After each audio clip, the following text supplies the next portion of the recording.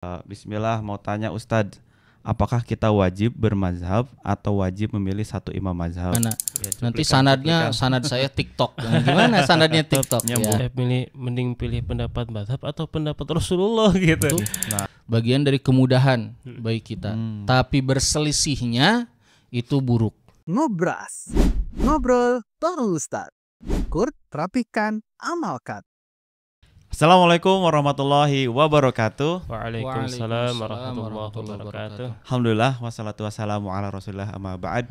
Kembali lagi di podcast Ngobras, ngobrol bareng Ustadz. Alhamdulillah. Puji, sehat? Alhamdulillah. Assalamualaikum Ustadz. Waalaikumsalam warahmatullahi wabarakatuh. Sehat Ustadz ya? Alhamdulillah. Alhamdulillah. Ya, sahabat wilas sekalian, kita ketemu lagi di podcast Ngobras, ngobrol bareng Ustadz. Dimana kali ini temanya sangat menarik untuk kita bahas di sini ya. Kita tuangkan di Ngobras ini karena ini bisa dibilang apa ya, Puji ya?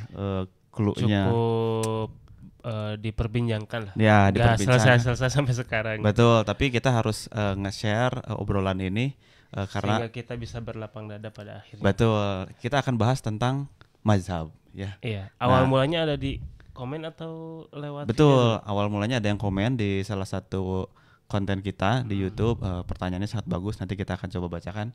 Ya. Seperti biasa Ustadz, izin ini ada video, kita udah mengukur sejauh mana pemahaman masyarakat Iya. terkait mazhab Mazhab itu itu. sendiri. Jangan-jangan banyak yang nggak tahu apa itu mazhab Iya, ya. disangkanya agama baru. Nah, Ustadz izin Ustadz ini.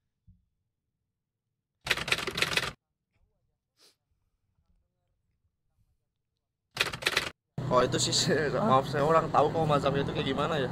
Kalau menurut saya mazhab itu semuanya juga sih orang-orang pilihan semua kan, kayak Imam Syafi'i, Hambali, Hanafi, semuanya itu kan kita tinggal mengikuti aja. Soalnya dari keempat mazhab itu pasti semuanya juga orang-orang pilihan terpilih, orang-orang pintar, dan pengikutnya juga harusnya lebih paham. Sih kalau mazhab itu kan istilahnya keyakinan gitu ya, sunnah gitu ya. Kan setiap orang beda punya mazhab beda-beda ya. Kita mah ya berdampingan aja.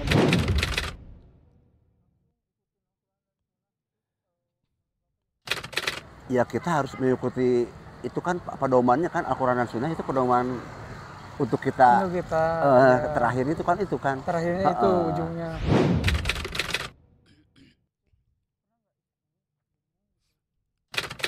Pasti sih ada yang kadang suka ada beda dikit-dikit ya gitu. Misalkan soal sholat aja gitu ya kan, banyak perbedaan gitu ya. Oh enggak juga sih.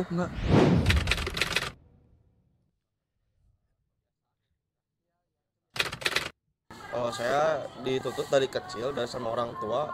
Kalau misalkan dari kebiasaannya A dari kecil ya harus dilakuin sampai gede gitu. Kalau saya sih ya nggak boleh ya kalau sesuai mazhab kita sendiri ya.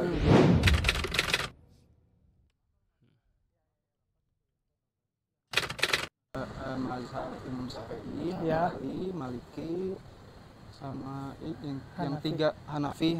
Imam Syafi'i, Hambali, Hanafi, Maliki ya. Nah, Masya seperti Allah Ustadz. ya Reza ya.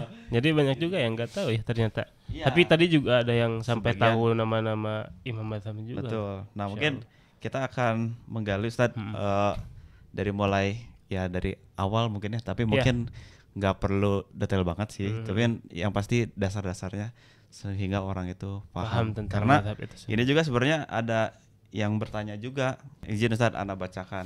Ya. Bismillah, mau tanya Ustadz, apakah kita wajib bermazhab atau wajib memilih satu imam mazhab? Sementara tidak ada perintah dari Rasulullah untuk bermazhab kepada salah satu dari para 4 imam mazhab tersebut. Bahkan Rasulullah tidak mengenal keempat imam mazhab tersebut, dan termasuk keempat imam mazhab tidak menyuruh untuk mengikuti beliau-beliau. Dan yang terjadi di lapangan, saya melihat jika hanya mengambil pendapat satu imam saja, maka seperti yang kita lihat malah terjadi perpecahan. Gimana tanggapannya Ustadz? Saya yang lagi cari kebenaran jadi bingung Ustadz. Ingin amalan saya benar dan diterima oleh Allah. Karena semua ulama sepakat beramal tanpa ilmu itu tertolak atau sia-sia? Sukron. Wah, Wah, Masya Allah. ini. Ini pertanyaannya semoga bisa terjawab ya di Amin. podcast kali ini. Nah, Ya, mungkin kita gitu, batasi Ustaz. dari ini ya. Dari Boleh. pertanyaan ini kita awali dulu dari kenalan tentang mazhab itu sendiri mungkin ya. Boleh Ustaz. Karena tak kenal maka Ta'aruf. kenalan. Oh, kenalan. Ya Ustaz, silakan Ustaz tentang Ya. mazhab apa itu mazhab mungkin Ustaz yang pertama. Bismillahirrahmanirrahim. Alhamdulillah wassalatu wassalamu ala Rasulillah wa ala alihi washabihi ajmain. Berkaitan dengan madhab, ini sebetulnya untuk masyarakat yang awam sekali sebetulnya tidak tahu tidak apa-apa ya. Ya. Karena kebanyakan masyarakat awam itu taklid dalam beribadah, kecuali para penuntut ilmu. Nah, madhab ini saya kenalkan dulu tentang madhab ya. Madhab itu adalah sarana tempat kita bertolak atau melangkah untuk sampai kepada sunnah Nabi SAW atau kepada dalil. Jadi madhab ini disebutkan sebagai sarana, bukan tujuan, ya, sarana. Dan berasal dari kata dhahaba, madhab, ya, tempat seseorang untuk melangkah mau menuju agama itu pakai jalan yang mana gitu. Nah, maka muncullah madhab. Dan ini kan yang ditanyakan ini madhab khusus dalam urusan fikih ibadah, ya, bukan dalam urusan akidah. Nah, atau dalam urusan fikih, maaf, karena ada ibadah, muamalah dan yang lain. Nah, madhab di dalam fikih, ya, jadi disebutkan madhab sebagai sarana kita untuk mengambil hukum dan memahami dalil-dalil yang datang dari Nabi SAW. Jadi bukan tujuan.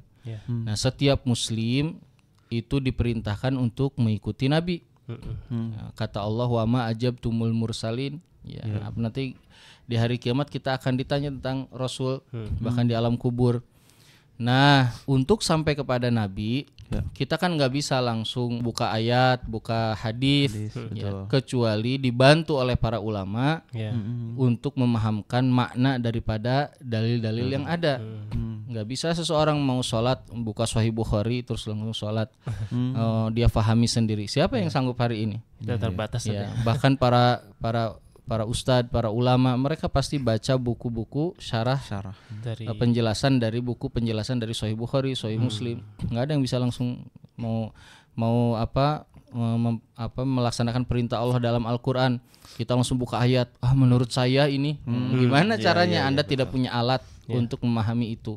Nah, maka di zaman dahulu banyak para ulama yang mereka ini memudahkan kaum muslimin untuk memahami dalil. Jadi dimudahkan, diringankan, diperjelas, dan kemudian dibangunlah hukum-hukumnya secara teratur, rapi, dari mulai urusan fikih ibadah, dari toharoh terus bertahap begitu sampai seseorang faham sampai bisa difahami oleh masyarakat umum. Nah, dulu itu muncul empat imam yang terkenal. Nah, empat imam ini, Imam Abu Hanifah, ya, beliau wafat tahun 150 Hijriah. Wafatnya Imam Abu Hanifah, lahirnya Imam Syafi'i. Jadi Imam Syafi'i lahir 150, wafatnya 204. Dan kemudian Imam Malik, setelah Imam Abu Hanifah. Ya, Imam Malik itu sekitar tahun 179 wafatnya. Dan kemudian Imam Hambali wafat tahun 241. Nah, kenapa kok cuma 4 imam, nggak ada yang lain? Banyak, ya, yang lain juga banyak. Tapi dari yang ada ini, yang terus berkembang dan kemudian punya murid banyak, dan kemudian meneliti dan menggali, meneliti, menelaah, dan sampai membuat bangunan yang sangat besar, itu cuma 4 mazhab. Walaupun nanti ada mazhab Dohiri yang itu mazhab kelima. Tapi ini 4 mazhab yang paling terkenal. Dulu ada Sufyan Ats-Tsauri, Sufyan bin Uyainah, Ibnu Mubarak, dan banyak ulama-ulama lain. Tapi kebanyakan mengikuti 4 imam ini.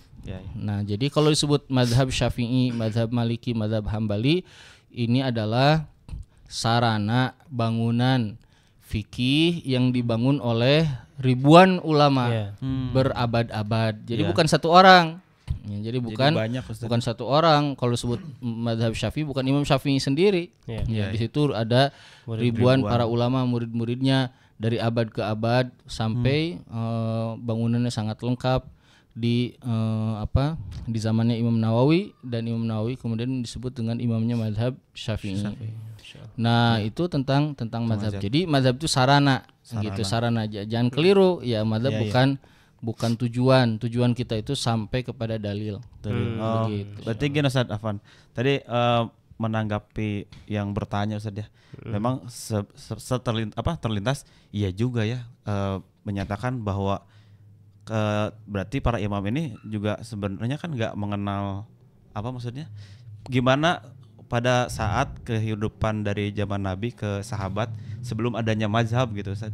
Ya, karena zaman dulu nggak butuh mazhab karena mereka ulama semua. Ya. Dan mereka guru-gurunya tabi'in, tabi'ut tabi'in, di atasnya tabi'in sahabat. Ya.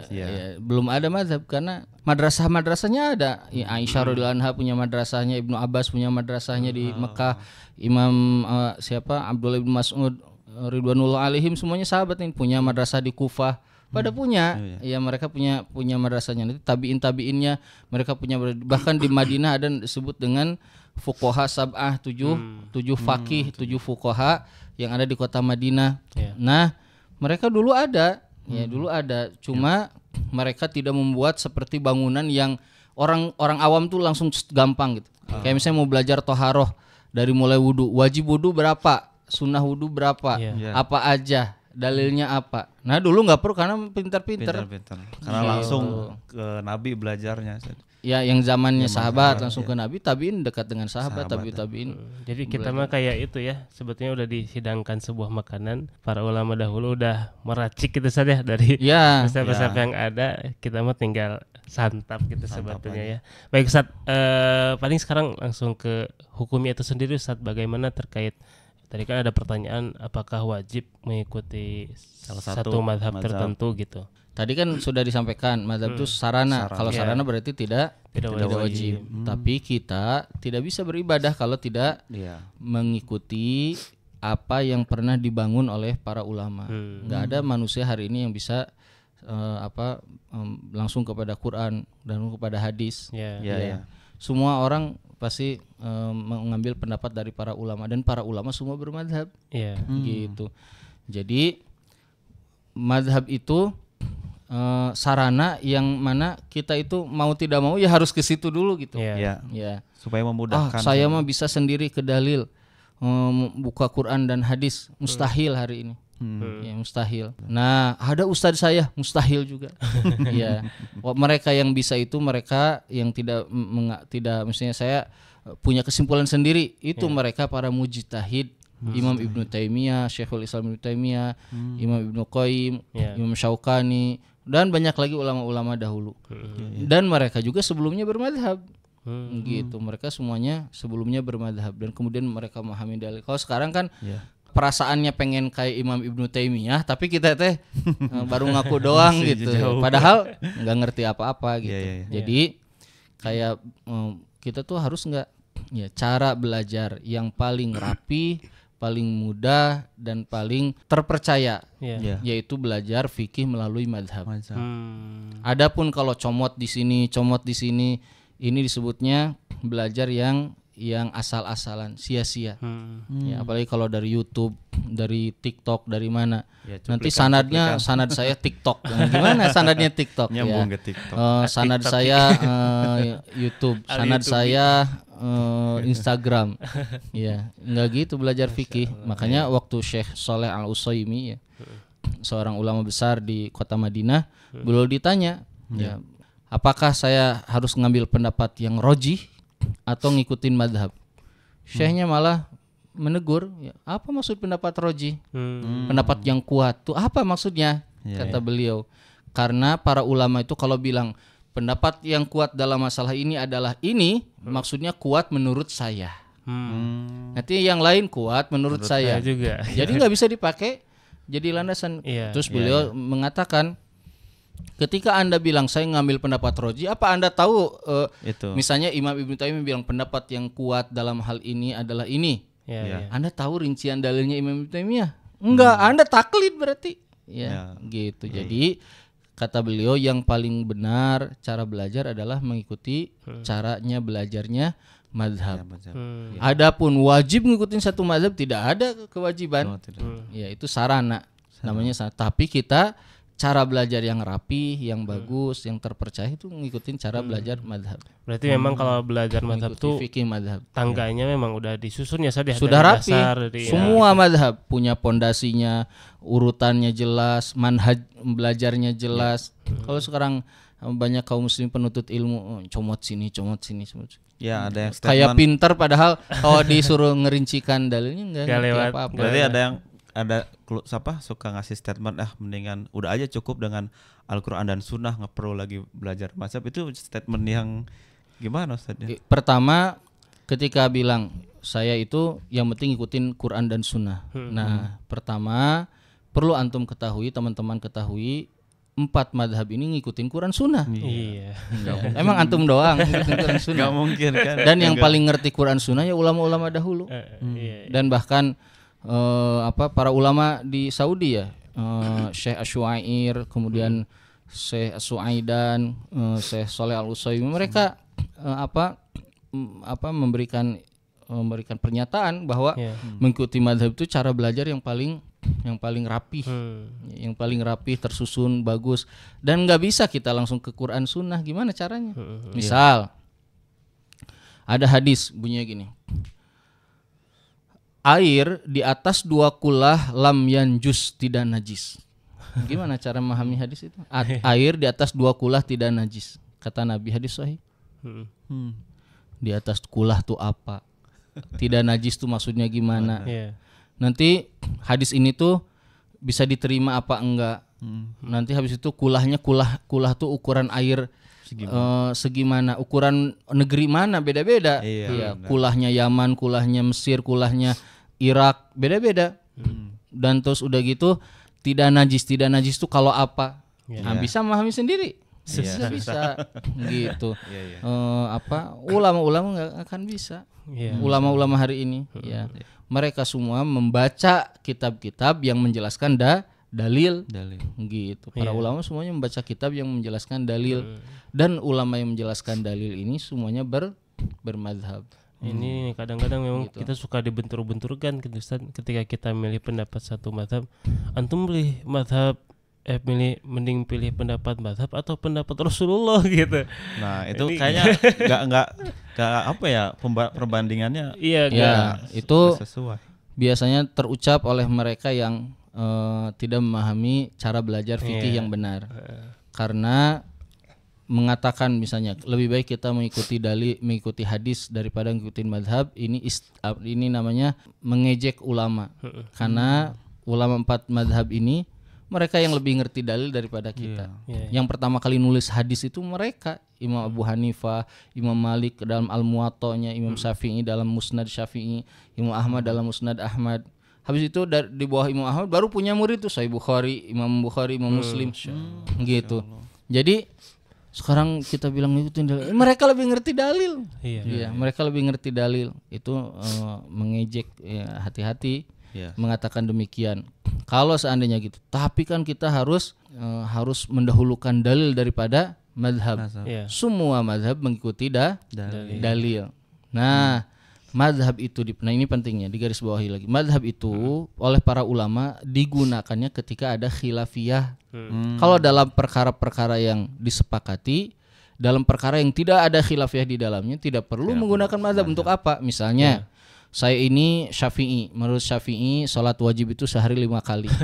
Ya nggak perlu pakai mazhab, semuanya juga 5 kali. Kalau saya sih Hambali ya, kalau Ramadan tuh saum wajib. Ini nggak usah ngapain. Gitu. Makanya tadi fahami fungsi mazhab itu sarana. Sarana untuk memahami dalil, mempelajari Quran dan Sunnah agar kita bisa ibadah. Gimana caranya kita bisa mandi? Nabi menjelaskan hadis tentang mandi. Gimana caranya kita bisa mandi dengan benar? Nah, dijelaskan oleh para ulama. Berarti sebenarnya kalau kita mengikuti keempat mazhab ini justru lebih memudahkan, kemudian lebih sedikit kepada konflik sebenarnya Ustaz ya. Sebenarnya karena udah ada ini ya apa tadi sarananya masing-masing ya. Gitu caranya. Ya, sekarang misalnya ada kok ulama yang tidak bermadhab dengan satu madhab. Banyak, bukan ada. Ya, banyak. Biasanya mereka para mujtahid. Ya, mereka ulama-ulama yang mengerti dalil, mujtahid kontemporer lah zaman sekarang. Ya, seperti Syekh Utsaimin, Syekh bin Baz ya. Yang masih hidup Syekh Shalih Fauzan. Semua mereka para ulama yang ulama besar yang mereka berijtihad, mereka memahami dalil begitu. Walaupun mereka punya madhab, tetap begitu mereka tetap punya madhab. Cuma mereka karena tidak memahami semua dalil-dalil yang ada, mereka kemudian berpendapat menurut saya dalam hal ini kayak misalnya Syekh Utsaimin tentang baca Al-Fatihah setelah amin, imam menurut saya madhab Syafi'i ini lebih kuat, membaca ini harus kayak gitu. Itu kan ulama mujtahid ya. Kalau saya tuh ngikutin dalil, antum ngikutin dalil, ngerti dalil atau antum taklid ke Syekh Utsaimin. Nah, kalau antum berarti antum taklid ke Syekh Utsaimin. Yang lain taklid ke Imam Syafi'i. Ya sudah, apa bedanya? Sama-sama taklid kok heboh banget gitu ya. Kayak ulama yang ahli di bidang dalil aja. Kadang-kadang suka gitu ya. Iya. Nuduh kita taklid nih, padahal kadang-kadang kitanya sendiri taklid ke ustadz gitu kali. Nah, ya mungkin mayoritas sebenarnya di sosial media gitu. Menurut Ustadz A begini katanya. Padahal ya tadi kalau kita paham dan mau belajar terhadap mazhab ini, justru ya tadi sebagai sarana untuk memudahkan kita beribadah Ustadz ya. Ya, bahkan Syekh Shalih Al-Utsaimin ya, hafizahullah taala. Beliau itu menjelaskan bahwa kebanyakan pendapat-pendapat yang roji yang kuat yang diambil oleh para penuntut ilmu di Saudi hari ini kebanyakan tuh mengambil dari fatwa-fatwanya Imam Ibnu Taimiyah. Gitu. Syekh Shalih Utsaimin mengatakan demikian. Dan kalau Anda ngambil ini yang kuat, menurut siapa? Anda tahu enggak menurut Imam Taimiyah? Berarti Anda taklid ke situ. Ya, taklid ke beliau. Begitu. Lalu kalau Anda taklid, yang ini taklid, kenapa Anda marah ke yang lain? Sama-sama taklid kok. Nah, ada yang taklid itu dengan ilmu, dengan taklid memahami dalil dan dalilnya sudah jadi. Sudah jadi itu ini halal, haram, makruh, mubah, sunnah gitu. Ada yang dalilnya masih belum jadi. Jadi dia meneliti lagi, mengkaji. Nah, ini biasanya para ulama. Ya, para ulama. Kalau masyarakat awam ya dengarkan para ulama aja. Ya. Kemudian setelah itu beramal dan tidak saling menuduh. Kalau misalnya sekarang tapi jadi ada khilafiyah. Nah, khilafiyah di dalam urusan ibadah atau urusan fikih itu bagian dari kemudahan bagi kita. Tapi berselisihnya itu buruk. Berbedanya tidak apa-apa. Saya pakai baju putih, Ahreza pakai jaket, Ahpuji pakai baju koko. Ini kita berbeda, tapi berdebat dalam urusan kenapa baju malam ini. Nah, itu buat apa? Gitu. Jadi berbedanya tidak apa-apa. Betul. Gitu. Sudah ada dari zaman Nabi perbedaan begini. Berarti ini kalau nyambungin tadi ke yang bertanya ya. Kan ada kekhawatiran selama ini beribadah tanpa mengikuti tadi keempat mazhab atau salah satu mazhab gitu.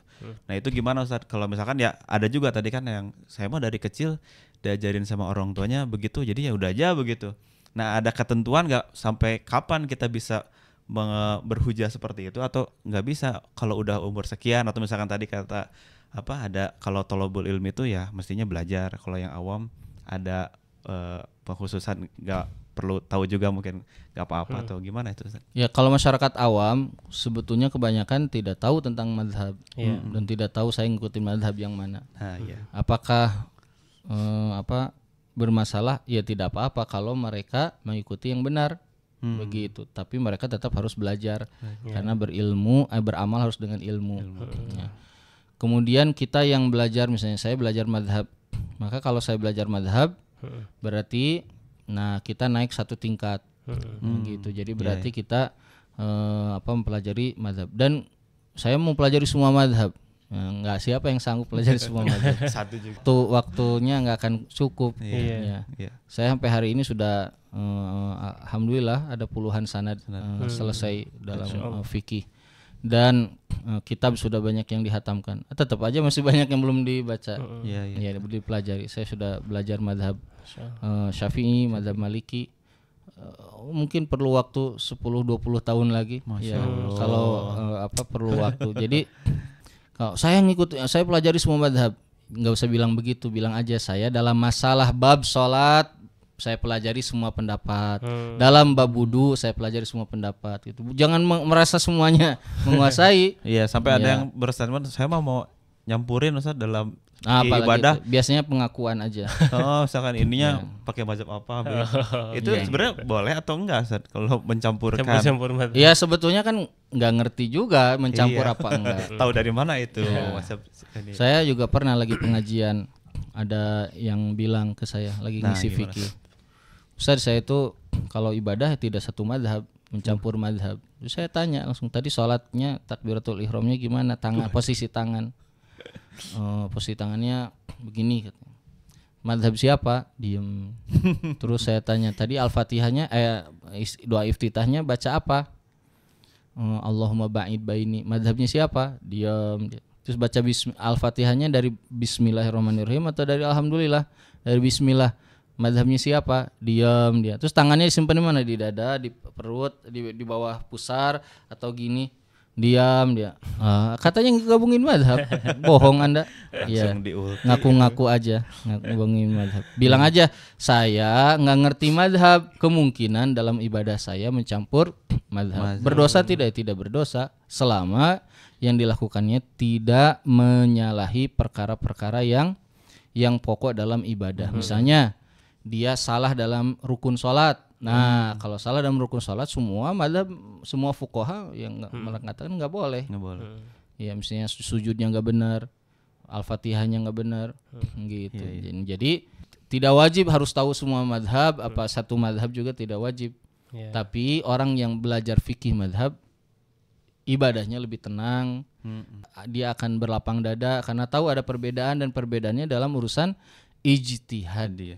Dalam urusan, bukan dalam perkara yang tidak boleh ijtihad. Jadi nggak ada ulama fikih yang berbeda pendapat dalam perkara yang bukan ijtihad, nggak ada. Misalnya gini, anjing itu kata Nabi kalau dia menjilat, idza walagol kalbu fi ina yahadikum, kalau seekor anjing menjilat di wadah kalian maka cucilah 7 kali, diawali dengan tanah. Hadis ini memunculkan 3 pendapat.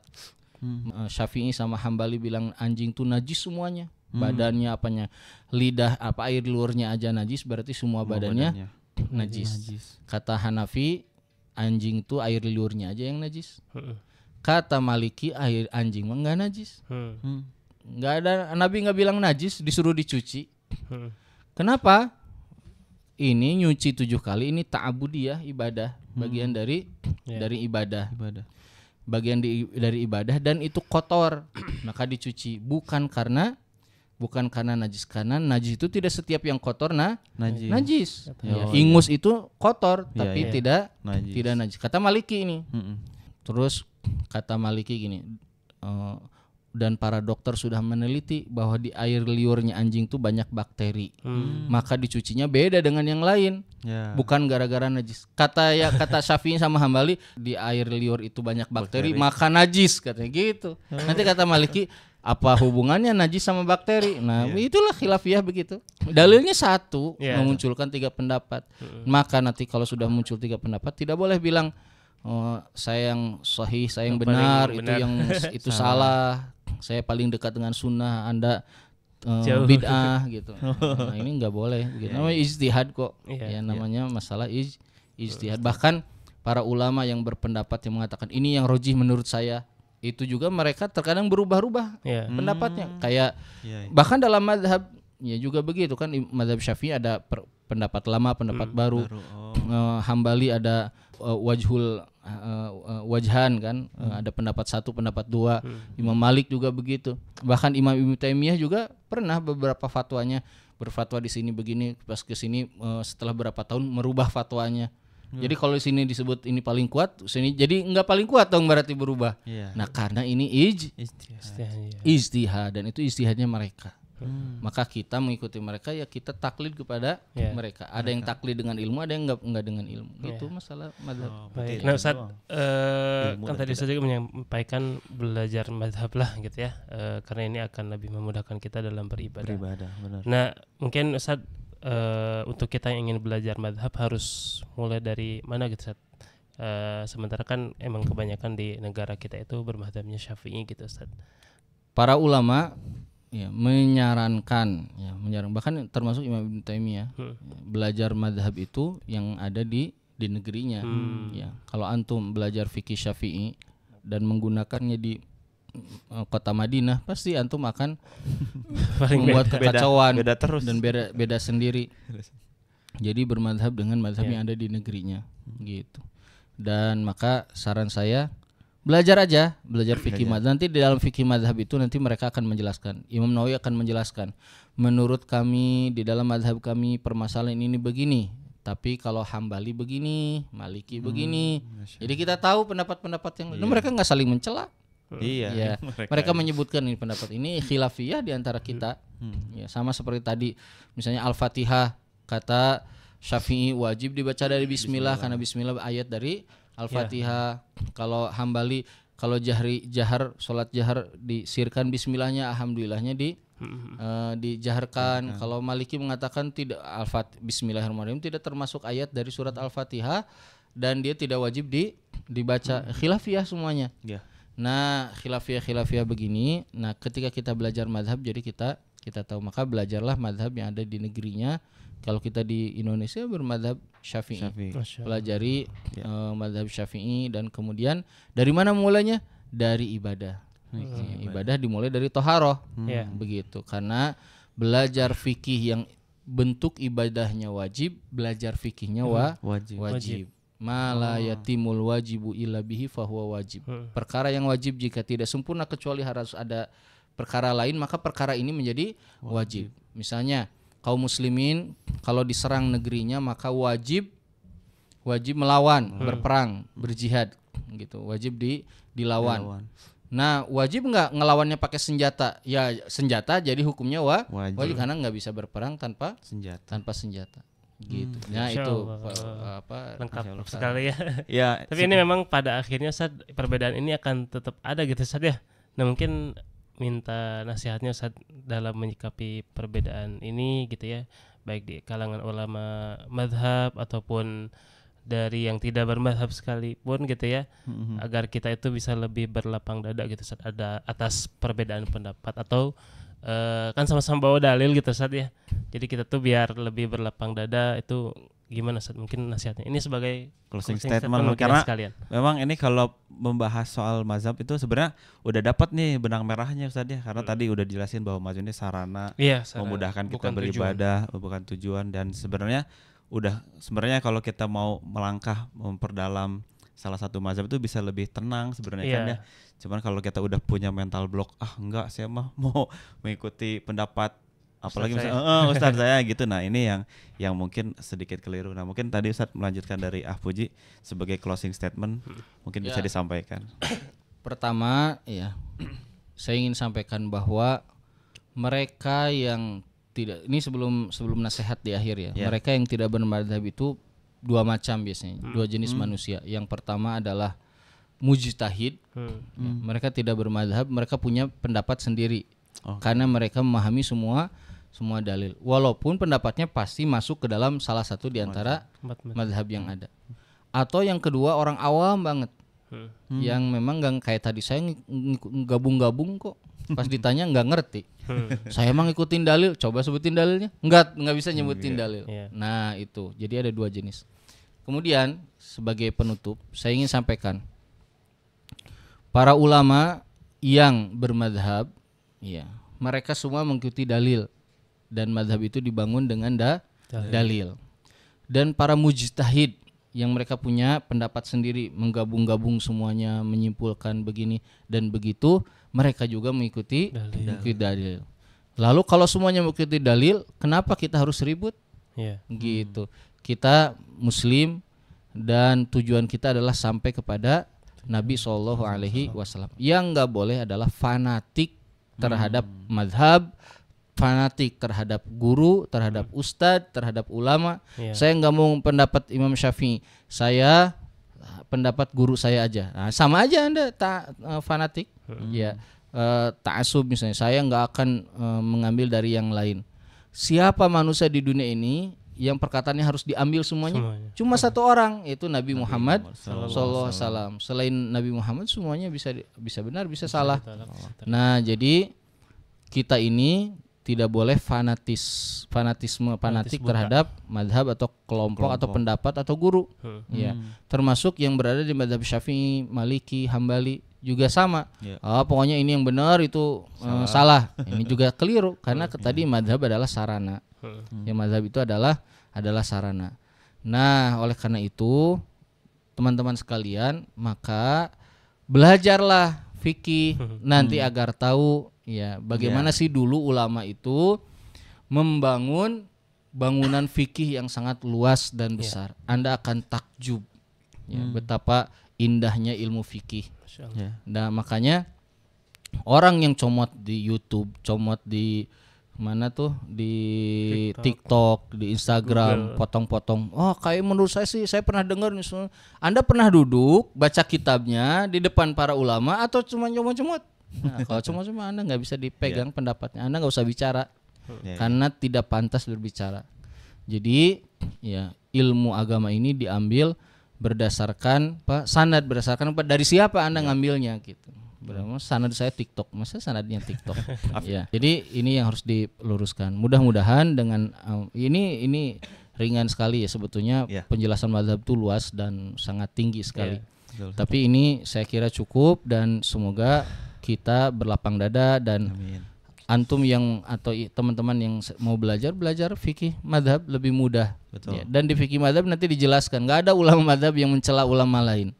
Ya, orang sekarang aja itu yang melakukannya. Zaman dulu nggak ada, salafus saleh nggak pernah begitu. Ulama setelah salafus saleh itu 4 imam itu nggak pernah begitu.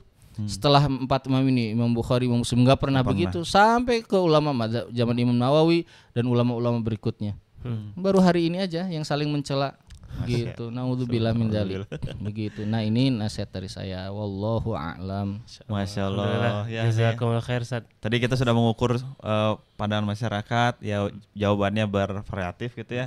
Ada yang ternyata keliru, maksudnya bukan mazhab, malah mikirnya ke beberapa organisasi yang ada gitu ya. Kemudian juga ternyata banyak yang ragu mungkinnya untuk belajar tentang mazhab. Mudah-mudahan setelah kita ukur, kemudian tadi sudah dirapikan oleh Ustadz, yang mudah-mudahan kita bisa mulai belajar mazhab supaya bisa beramal dengan lebih benar lagi ya. Dan bisa menyikapi perbedaan dengan. Nah, itu yang paling penting, karena tadi Ustadz udah jelasin zaman dulu nggak ada yang kayak gitu. Mudah-mudahan kita bisa mengikutinya juga ya, jejak-jejak ulama terdahulu. Ustadz, syukron jazakallahu khair atas penjelasannya. Ya, insya Allah kita akan ngebahas tema-tema yang lain lagi, tentunya yang mungkin terlihat mudah, tapi ternyata mungkin banyak yang keliru gitu atau salah paham gitu ya. Mungkin kita akan ngobrol lagi nanti di next ngobras berikutnya. Mohon maaf bila ada salah-salah kata. Syukron. Kita pamit. Ya. Assalamualaikum warahmatullahi wabarakatuh. Waalaikumsalam warahmatullahi wabarakatuh.